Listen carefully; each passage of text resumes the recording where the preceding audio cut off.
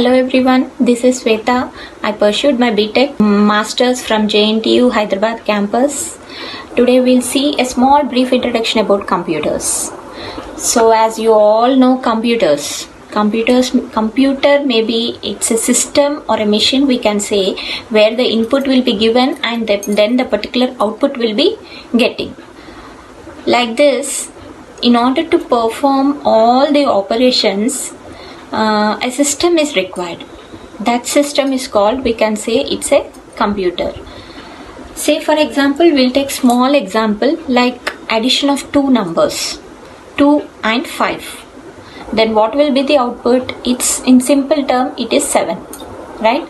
So here we are taking a small number, but in case some cases will be there where huge amount of data will be there. So as manually we can't perform the operation. So in that case, systems are needed. Means the computer is needed where it will collect the huge amount of data and then it will give the accurate output. That is called, we can say in a simple term, it's a system. Then nowadays so many types of computers are available in market. Say for example, supercomputers, microcontrollers, PCs, laptops, desktops, like that so many are there.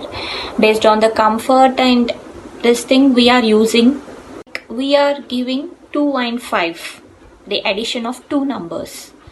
That will be given by the user. Like say for example, like us, we'll be giving some two numbers or anything, it may be addition, subtraction, multiplication or whatever it may be, some input we are giving to the system. Then in that system it will have 4 parts, the 4 major parts the system will be having. That is the CPU, we can say, the input what the user is giving and the output what it is generated, and then the memory. Here CPU is nothing but it's a central processing unit where what we will say it's the controller of the system, where it will manage everything, whatever the input is the user is giving and whatever the output it is generating, that will be managed and controlled by the CPU. Then the memory is nothing but we are giving some amount of data that will be in the form of a binary. Means as a man or as manual as the users will think 1, 2, 3, 4, 5 like that, so many numbers, but as the system it will know only binary, that is zeros and ones. Whatever the data which we are giving, that will be converted into binary form. It may be bits or bytes or whatever it may be. Means that particular variables or that particular data what we are giving will be storing some memory. The memory will be allocated, the system will be providing some memory. And briefly about computers and the major parts of it and the types of computers. But in order to do all this, it will require some programming language. Now again comes what is programming language. Programming language is nothing but we can say it's a set of instructions. Say for example, 2 and 5 we are taking two variables for the addition part. Then we have to write the program in such a way that the system should understand. The step-by-step format should be there. Based on the step-by-step format only, the system will recognize and will perform the particular operation like addition and then give the output. So in order to do that set of instructions, a programming language is C, we can say. C++, Java, DBMS, Oracle, Linux, so many are there. Like we'll be using so many Python, so many programming languages are there.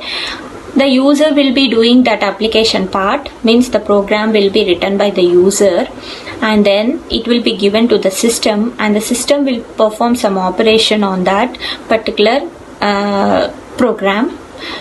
Means by using some operating systems. Operating system is nothing but if we are performing any Java related or say for example some particular programming language that should be supported by the system. That support is nothing but operating system. Operating systems are so many now, like Windows, Linux, Unix, Like that, so many are there. So whatever the user will be giving the information in a set of procedure format, that will be given to the system, and it will perform the operations on that particular operating system, and then it will give the accurate output.